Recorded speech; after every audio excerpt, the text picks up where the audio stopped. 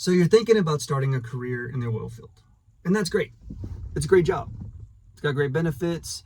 It can provide really well for you and your family, and it's one of the few jobs that you don't need a degree or some type of prior experience to do.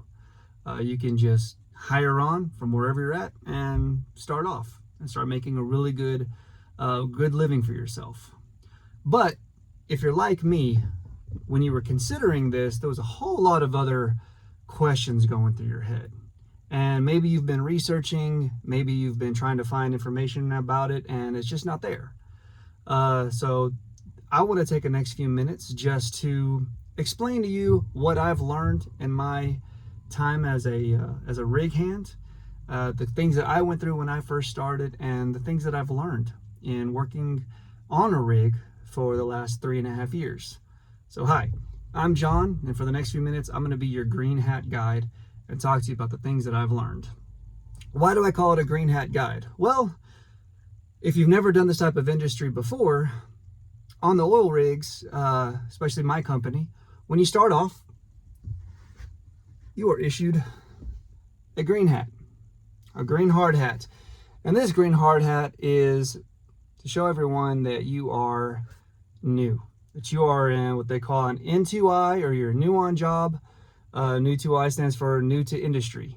And every beginner is issued a green hard hat so that they are able to stand out amongst all the other hands that, hey, this person is learning.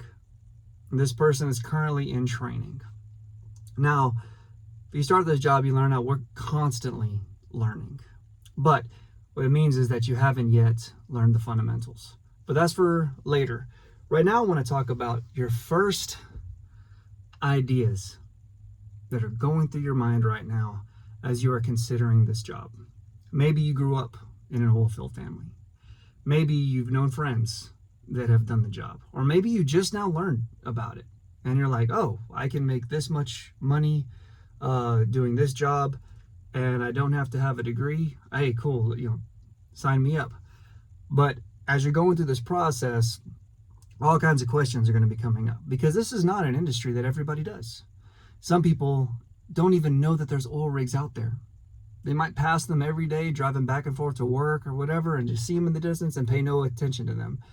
They have no idea where oil and gas come from in America. But if you stick with me just for a minute, I want to talk about the very first step that I went through as I was considering this. And the questions I was asking myself was, should I do this? And can I do this? Now, those questions may seem similar, but they're actually very different. They're very separate questions from each other. The should I is really based on outside circumstances. The should I go into this career has lots to do with maybe your financial situation. Maybe right now you should be getting a job that is pays a little more. Other should I questions is should I do this and because of the scheduling? Are you able to handle the schedule? Some oil rigs, their schedule is you work for a week, you're home for a week. Others, it's you're gone for 14 days, you're home for 14 days. Then there's 28 days on, 28 days off. I even knew a guy that worked 28 days on the rig and only had 14 days off the rig. Should you do that? Should you be taking that time? If you are single or if you have a family, those two things can drastically change the outcome of whether or not you should or shouldn't take this type of job. Should you be able to leave your family for that long?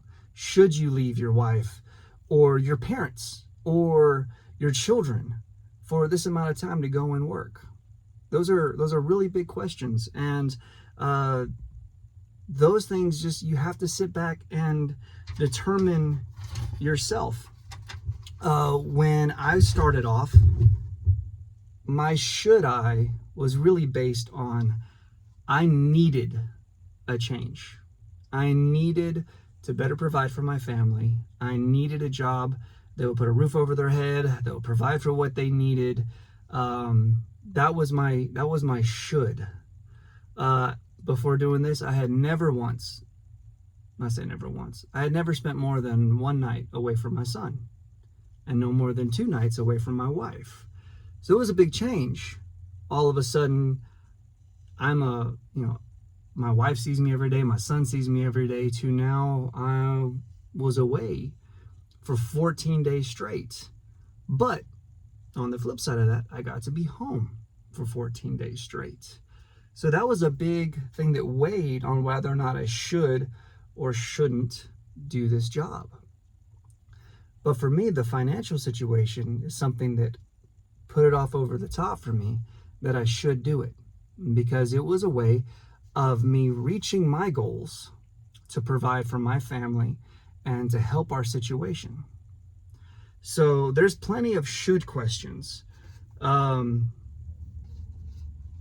So all I can say is take some time for yourself to determine what your should or should not reasons be. And I'm not here, just a little disclaimer, I'm not here to tell you that you should or you shouldn't. I just want to help you better figure out your answers through what I've learned through my experience. If you can do something else, then do something else. But if you think that this is the type of career that will best suit your situation right now, then take the time to consider it. Take the time to write your questions down and look over things and figure out what are your shoulds and your should nots. The next question is, can I? Now, the can I question, that's a little different, because it's not really based on your outside circumstances. It's really based on who you are and who you are as a person and what you are able to do. When I was starting off, the constant question in my head was, can I do this? Am I able to do this? Do I have what it takes to do this? Now, if you get on YouTube right now and you start looking up working on oil rigs, you're going to see a whole lot of videos of people throwing chain, throwing tongs. You're going to see some older videos of older rigs back when that was the norm.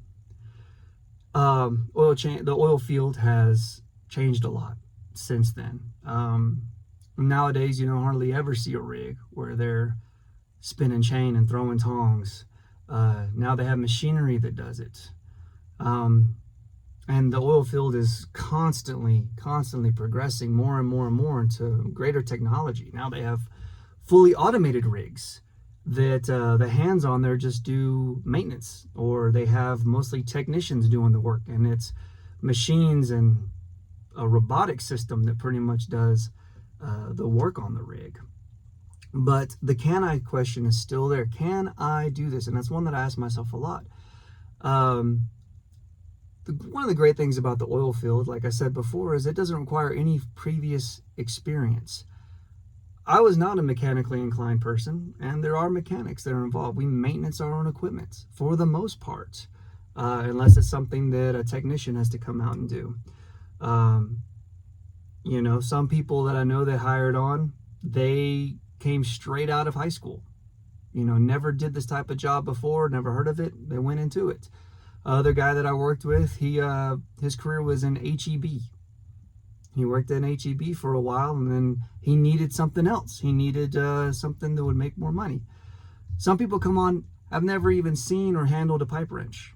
And that's okay, because the way the oil field is set up is it will provide the training that a new hire needs to become successful in their job. Now, the other can I that is real important is, are you physically able to do this job? Because it is a physical job. Are there any type of medical conditions, medications, or physical limitations that will keep you from safely being able to work a rig floor and to work in this type of schedule? My job particularly, it's 14 days on, 14 days off, 12 and a half hours a day, and we don't get an assigned lunch break. We take breaks when we can, when weather is either too hot or too cold, and we are required for our safety to take a break. But yeah, there's some days where we're busy all day. Can you physically handle that?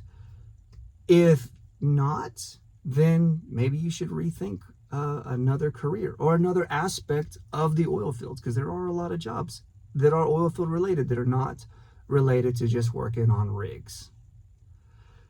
So should I? Those are your questions based on your circumstances. The can I? Those are the questions based on who you are personally. Can you do this job? Maybe. That depends on you. Will you take your training seriously? A lot of companies will provide you a mentor. When I hired on, I was provided a mentor. It was our motorman. He became the mentor, the one that taught me the fundamentals of how to work on a rig, knowing what this equipment does and what this job is and how we perform this safely and efficiently. I was provided a mentor all throughout the time that I had my green hard hat. And then until I passed the time of mentoring and I got a white hard hat. So, but with that, I took my training seriously. I did my best to learn. I did my best to remember what needed to be done. And before even stepping onto a rig, they sent us to training for a few days where we learned the basics of safety and the basics of how a rig operates, so that when we stepped onto the rig floor, we weren't just completely in the dark. But like I said before, my job and my goal in this is not to persuade you one way or another. It's just to help you figure out the answers that you're asking yourself every day that you're thinking about this career. The should I or the can I? Once you figure out those, you'll be one step closer to determining if this is the right career for you. If it is, great. If it's not, great. So whatever it is, think about it carefully and stay safe.